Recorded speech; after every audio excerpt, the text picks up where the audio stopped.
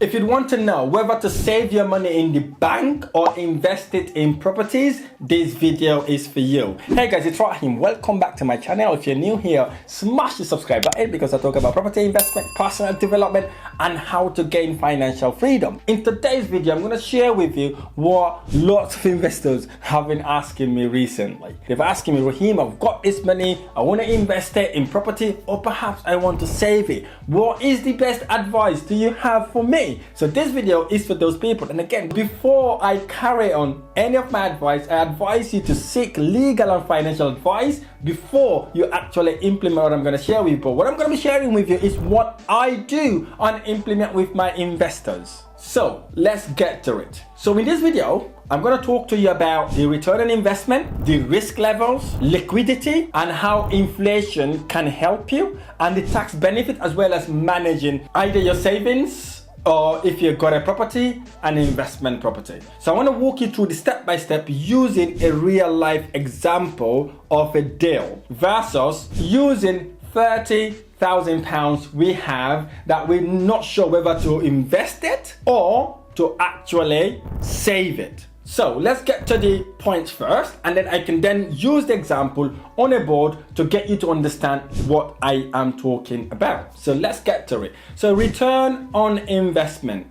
Bank savings offer you less return on your investment. It also offers you stable returns through interest. So in essence, you put your £30,000 in the bank and the bank pay you the interest every single month, or perhaps if you agree on a yearly basis, they pay that every year. Whilst properties provide higher return through rental income and property appreciation. And again, you're gonna see the analysis in a minute when I'm showing how this thing works. So in essence, what we are trying to say here, basically, you can use that £30,000, buy an investment property, you rent that property out, the tenant pays you rent out of the money you make from that property, then obviously you make profit from there. And as we all know, property prices also go up in value. So in essence, if you buy a property 2-3 years down the line, that property may have gone up by 10, 15, or even 20%. So you make money that way as well, versus just having your money in a savings account and you wait for your interest payment coming to you every single month. Again, I'm gonna go through an example. That example will blow your mind away. So bear with me. Number two, it's important for you to know the risk that involves it as well. You see, bank savings are low risk with guaranteed returns, obviously, because the bank will tell you, hey John, I will pay you X amount every single month, and that is guaranteed to you every single month, regardless what happened, okay? Whereas with properties, it carries higher risk due to market fluctuation, property maintenance, and perhaps not having the actual rent you were hoping to get. But however, if you know what you're doing, you would always get it right. Number three, liquidity. Now, when you've got money saved in the bank, it's highly liquid because you can walk into the bank today, the right seconds, ask for your money, you get your money straight away. It allows you to access the funds easily without waiting for a very, very long time. Sometimes you can walk in there, 5 seconds, you got your money, you're out of the door. Whilst properties, it is less liquid and it can take time to sell. Suppose you want to sell your property, it might take a few weeks or sometimes even a couple of months for you to be able to sell it and get whatever money you need. So that's one of the distinct differences as well. So if you're one of those that like to walk into the bank, get your money straight away and go and do whatever you want to do with it, maybe savings is for you. But if you're one of those who likes to invest in property for long term to make serious return on your investment and make money work for you a lot harder than anything else, perhaps property is for you. Because if you remember, my first example is that you make money through the rental income as well as capital appreciation. So you think about it.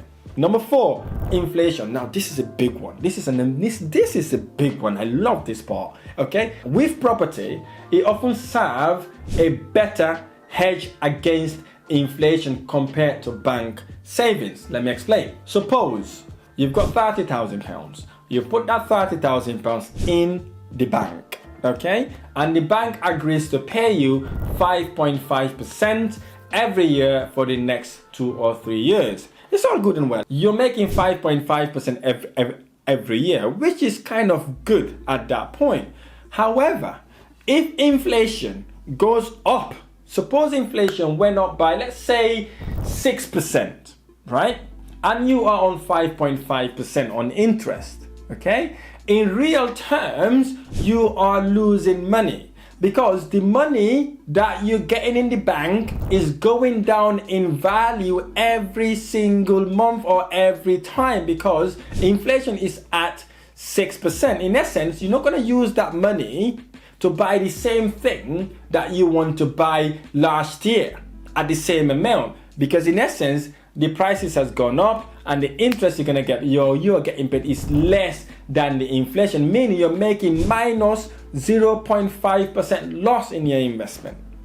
Okay, let's look at property. When it comes to property, you make money in two ways, as we already know. We have first one, which is the rental income. Suppose your rent this year is £1,000, okay, and your tenant has moved in and they've got a 12-month contract. Inflation is exactly the same because it's calculated in a almost yearly basis or quarterly basis, okay? So you can pay the £1,000 until the tenancy is about to expire, the 1 year ends. So when the 1 year ends, what you do, you look at what's happening in the market, where the inflation is, and you increase your rent accordingly, okay? When it comes to your interest payment, it does not work like that. In most cases, once you've agreed on interest payment or interest rate, that's it. It's not going up, it's not going down, it's fixed, regardless what the economic climate is. But when it comes to property, you can increase your rent every single year, whether inflation goes up or goes down. Literally, you are increasing your rent every single year. Again, that's an additional income. Whilst your interest you've got in the bank, if you're clever, is in a fixed rate, whilst your interest stays the same. So guess what? Your margin started to increase gradually as time goes on because you're increasing your rent every single year. That's one way properties hedge against inflation. The second one is this. This is big. I love this one. This is literally blow my mind away. And one of the things why I invest in property is what we call capital appreciation. When it comes to property, it goes up in average in the UK between 8 to 15%. Okay, suppose I've got £100,000 property. Fast forward to next year, that property went up by 10%. That same property would have worth £110,000. Fast forward to another year, you're talking about £121,000. I would have made £21,000 just in capital appreciation. But the icing on the cake is, remember the 75% they've lent me, right? The value of that would have gone down drastically because in essence, inflation would have eaten into it. Okay? And what I do, I go and remortgage my property, pay them their £75,000 with some more money in the coffers because the bank will lend me 75% of my £121,000. So out of that money, I pay my existing mortgage, make the difference, and go again buy more houses. Hence the reason why investors love property. I've never seen a successful individual, a millionaire, a decamillionaire, a billionaire who has not got real estate in their investment portfolio. They always have it because it's one of the best investments you could ever make because it stays afloat and it always support you when things goes wrong. Okay, because it always literally is there for you, whether inflation goes up, goes down, countries in recession, not recession. As long as you're renting your property, a tenant is paying you money, you still make money every single month. Let's look at the sixth one. The sixth one is a very tricky one. And that one you want to be taking note of as well.